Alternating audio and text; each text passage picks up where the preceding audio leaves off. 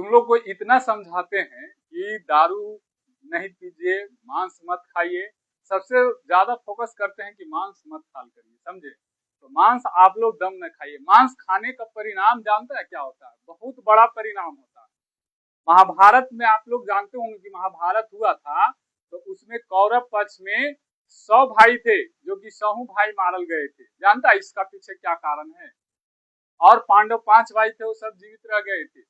इसके पीछे भी एक मांस खाने का परिणाम हुआ था। तुम लोग का पता है? जानती हो कहानी? नहीं जानती हो? तुम लोग जी जानते हो? नहीं जानते हो? तो चलिए देखिए, आज हम आप लोग का सुनाते हैं एक महाभारत की कहानी। समझे कि ना? महाभारत प्रसंग में इसमें वर्णन है, और मांस खाने का परिणाम क्या हुआ था। थोड़ा सा हम लिख देते हैं तो आप लोग का ज्यादा समझ में आएगा। हम क्या सुना रहे हैं? महाभारत। महाभारत। महाभारत में बाबू 2 पक्षों में युद्ध हुआ था। एक पक्ष का नाम था, एक दल का नाम था कौरव, ठीक है, और एक दल का नाम था पांडव, ठीक है। ये 2 पक्षों में कची हुआ था, युद्ध हुआ था। कौरव दल और पांडव दल, ये दोनों के बीच में युद्ध हुआ था। देखिए, कौरव में थे 100 भाई, इसमें 100 भाई शामिल थे। और पांडव के भाई थे? 5 भाई थे। ये 5 भाई थे, समझे? कौरव 100 भाई और पांडव 5 भाई। आप लोग ये सब महाभारत जानते होंगे, क्योंकि जो पढ़ते हैं तो या तो दादाजी से, या तो पिताजी से, या मम्मी से लोग सुनी भी होगी, लड़के लोग भी सुना होगा। तो जब महाभारत जब संपन्न हुआ, महाभारत में एक कौरव दल जो था कि पूरी तरह से काची हुआ, खत्म हो गया। इस 100 के 100 भाई मारल चल गया, और इन लोग का विजय भी नहीं हुआ। जबकि विजय किसको हुआ? पांडव लोगों का, क्योंकि इन लोग 5 भाई थे, ठीक है, और इन लोगों का विजय हुआ। तो इनके कौरव का जो कौरव दल में जो मेन राजा जो थे, वो उनका नाम था धृष्टराष्ट्र। क्या नाम था? धृष्टराष्ट्र। धृष्टराष्ट्र के 100 पुत्र थे। तो जब युद्ध समाप्त हो गया, तो महाराज खुद से भगवान कृष्ण के पास आए, और भगवान कृष्ण के पास आने के बाद में हाथ जोड़कर विनती किया कि हे मुरारी, हे कृष्ण, आप बताइए हमको कि हमको कहाँ पे भूल हुआ, कहाँ पे हमको थोड़ा सा खोट रह गया, जिसके चलते मुझे राजा रहते हुए भी हमारे 100 के 100 पुत्र मारल चल गया, और पांडव 5 भाई होते हुए भी उन लोग का विजय हुआ। हमने कौन सा ऐसे जन्मों का मेरा ये फल जो है कि इस जन्म में मेरा भोगना पड़ रहा है? आप हमको विस्तृत से आदर पूर्वक बताइए। अब धृष्टराष्ट्र जो है कि भगवान कृष्ण को निवेदन करते हैं कि हमको ये बात को बताइए, आप ये कहानी को हमको कहिए कि हमारा कहाँ पर भूल हुआ। कोई पिछला जन्म का तो फल तो हमको नहीं भोगना पड़ रहा है। क्या बात है भाई, 100 के 100 भाई, 100 के 100 पुत्र जो है कि मारल चल गया, जबकि पांडव 5 जीवित है। अब भगवान कृष्ण को लगा कि हमको इसको बारे में अब वर्णन करना ही पड़ेगा, क्योंकि धृष्टराष्ट्र का 100 पुत्र मरने के बाद में उसका मनोबल जो था, आत्मा जो था कि सब खत्म हो गया था। अब भगवान कृष्ण से उम्मीद किए हुए हैं कि हमको आप बताइए, हमको समझाइए। तो भगवान कृष्ण जो है कि उनको बात को माना, अब मानने के बाद में थोड़ा देर के लिए भगवान कृष्ण जो है कि अंतर्ध्यान हुए, और अंतर्ध्यान होने के बाद में उन्होंने पिछले जन्मों का उन्होंने एक रहस्य को देखा, और वही रहस्य जो था जिसका कारण बना था कि 100 के 100 पुत्र जो है कि धृष्टराष्ट्र को मारा गया था, और वो पिछले जन्म का था। अब यहाँ पर भगवान कृष्ण जो है कि विस्तृत माने विस्तार से उनको समझाते हैं। किनको? धृष्टराष्ट्र को, यानी राजा को, यानी कौरव को, पिताजी को, जो दुर्योधन, इसका बड़ बेटा का नाम दुर्योधन था। दुर्योधन का पिताजी को समझा रहे हैं भगवान कृष्ण, और कहते हैं कि हे धृष्टराष्ट्र, हे राजन, आपने एक जन्म में, आपके पूर्व जन्म में आप राजा थे, और उस समय जो है कि आपका राज में कोई एक महात्मा रहते थे, और वो महात्मा जो था कि 2 हंस का जोड़ा को पाल कर रखा, ठीक है। और 2 जोड़ा के हंस से उनको 100 बच्चे थे, यानी सभी मिलाकर 100 गो थे, मैंने 2 हंस के जोड़ा मिलाकर सब 100 गो थे, 100 हंस का जोड़ा था।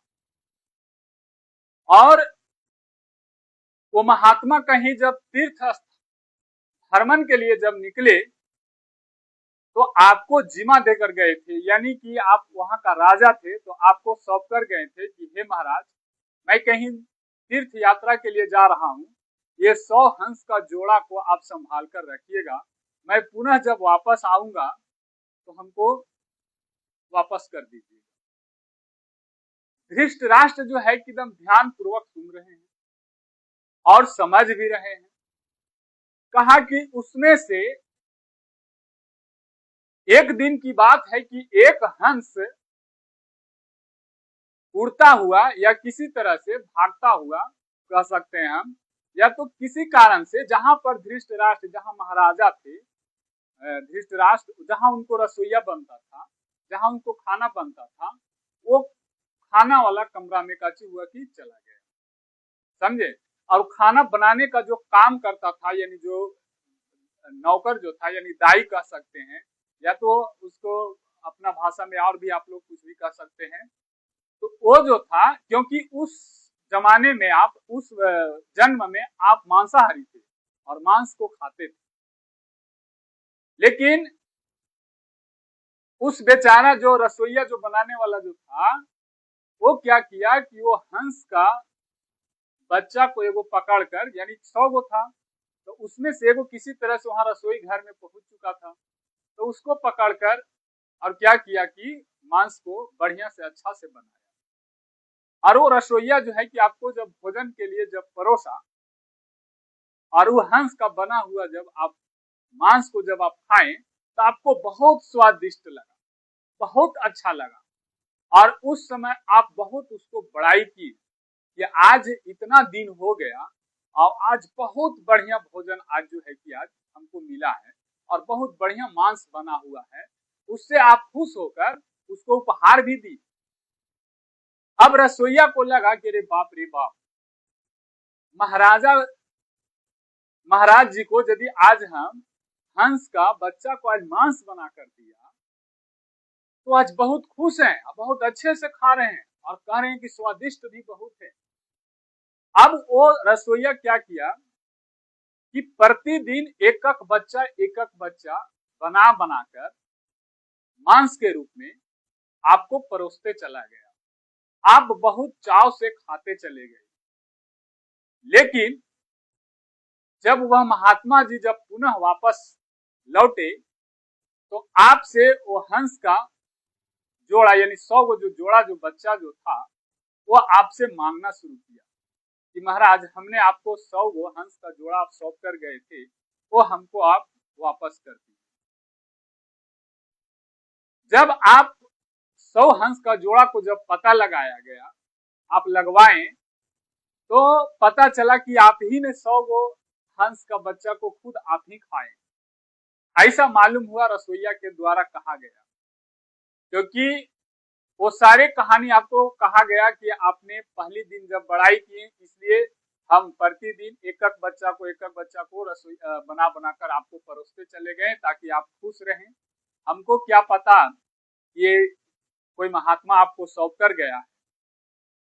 जब इतना बात जब महात्मा जी को जब मालूम हुआ तो महात्मा जी ने आपको कहा कि महाराज, हमने आपको 100 जीवों को सौंप कर गया था, आप उसको रक्षा नहीं करके बल्कि उसको खुद से उसको पान किए, इसका परिणाम जो है कि आपको भुगतना पड़ेगा। महाराज, उसी का परिणाम है कि आपका जो 100 पुत्र जो था, वो 100 का 100 पुत्र आपको आंखों के सामने मारा गया, समझे। जैसे वो हंस का 100 गो बच्चा, 2 गो जोड़ा हंस था और उसका 100 बच्चा आंखों के सामने 100 बच्चा को आपने खाया था, यानी मारा गया था, उसी तरह से आपका 100 गो जो पुत्र जो है वो आपको आंखों के सामने मारा गया। आप अंधे जरूर हैं, लेकिन आपका उपस्थिति में, आप यहाँ का राजा हैं, और आपका उपस्थिति में सहू का सहू पुत्र मारा गया, उसी का परिणाम है जो आपने पूर्व जन्म में जो 100 हंसों के जोड़ा को आपने खाया था। अब इतना बात जब धृतराष्ट्र जब सुने तो भगवान कृष्ण के चरणों में झुक गए, तुरंत दंडवत किए और कहे महाराज मुझे अब प्रायश्चित करवा दीजिए, मुझे अब इस भूल का गलती का एहसास हो गया है, अब मैं ऐसा गलती कभी नहीं करूंगा। तो भगवान कृष्ण कहते हैं कि महाराज अब होकर भी क्या होगा, अब तो जो होना था वो हो गया, अब अभी से भी आप अपने जीवन का उज्जवल भविष्य बनाइए।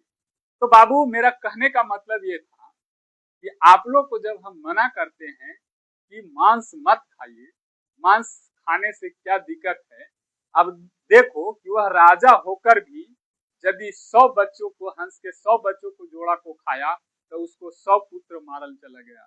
ठीक है, अब हम आप कितना न कितना जो है कि प्रतिदिन मुर्गा तो खस्सी तो पटरू तो ये तो बकरा सबको सब मांस बना बनाकर आप खाते हैं, उसका परिणाम क्या होगा, एक दिन आपको जरूर भुगतना पड़ेगा। इसलिए हम आपको लोग का सजेशन देते हैं कि आपको माता पिता यदि जो नहीं जानते हैं तो उसको जनवाइए, उसको कहिए, समझाइए और घर में इस तरह का वातावरण को खत्म करिए और शुद्ध शाकाहारी भोजन करने का संकल्प लीजिए। नहीं तो आप परिणाम देख रहे हैं। और ये हकीकत की बात है जो कि महाभारत में ये लिखा हुआ प्रसंग है, हम आप लोग का बनाया हुआ बनावटी कहानी नहीं कह रहे हैं, ये बीता हुआ बात को कह रहे हैं। तो यदि आप लोग को इस कहानी से यदि आप लोग को कुछ भी सीखने को मिला होगा तो आज से संकल्प लीजिए कि हम मांस मछली नहीं खाएंगे, समझा, अन्य तो किसी न किसी जन्म में भुगतना पड़ेगा, समझे। अभी हम देखते हैं कि किसी बच्चे को मुंडन होता है तो उसमें 4-4 5-5 को खस्सी को काटा जाता है। अरे बाबू अपना बच्चा के लिए उतना खुशी करता है और दूसरे को, वो भी तो किसी बच्चे है, किसी माँ का बच्चा है और उसको आप जीव को हत्या कर देते हैं, क्या भगवान देख नहीं रहे हैं, इसका परिणाम भुगतना पड़ता है। इसलिए पूर्व जन्म का कमाई आपको, आप इस जन्म में अच्छे कर्म करिएगा तो अगले जन्म में भी आप अच्छे इंसान बनिएगा, नहीं तो भगवान किसी न किसी जन्म में आपको पिछले जन्म का किया हुआ कर्म को जरूर एक दिन भुगवाएगा। दोस्तों यदि इस प्रसंग से आप लोग का थोड़ा बहुत भी अच्छा लगा होगा या तो कुछ भी सीखने को मिला होगा तो मेरा फेसबुक पेज को फॉलो करिएगा, मेरा चैनल को सब्सक्राइब करिएगा और दोस्तों के पास दबा कर शेयर करिएगा। और यदि जो इस तरह का आप लोग का प्रसंग चाहिए, रामायण का, महाभारत का, विष्णु पुराण का, शिव पुराण का, तो मेरे कमेंट बॉक्स में लिखिए, मैं आप लोग को सामने जरूर लेकर उपस्थित हूँ। मिलेंगे नेक्स्ट वीडियो में, तब तक के लिए राधे राधे।